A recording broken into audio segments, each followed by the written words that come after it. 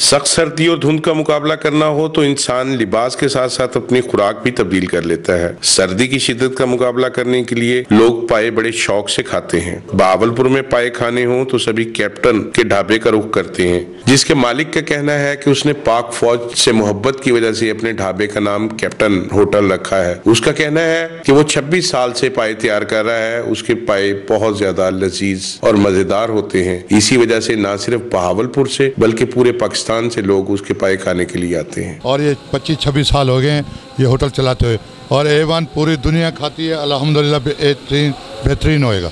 सर्दी के मौसम में लोगों की बड़ी तादाद पाए खाने के लिए ढाबे पर मौजूद है। उनका कहना है कि कैप्टन के पाए न सिर्फ मजेदार होते हैं बल्कि सर्दी की शिद्दत में भी कमी का बाइस बनते हैं। सर्दियों में वैसे गर्म होते हैं और ये इंजॉय, जैसे आज ठंड है बहुत ज़्यादा तो आदमी फुल इंजॉय कर रहा है जिसको। हम यूनिवर्सिटी में पढ़ते हैं और खैर यूनिवर्सिटी की रूटीन से वापस आके यहाँ पे पाए खाने आए हैं, क्योंकि सर्दियाँ हैं और सर्दियों में ये गर्म चीज़ें हैं खाने के लिए आए हैं। और इसमें यह है कि वीकेंड पे या इस तरह फ्राइडे के दिन जो है ना, स्पेशली सर्दियों में बहुत ज़्यादा मज़ा आता है।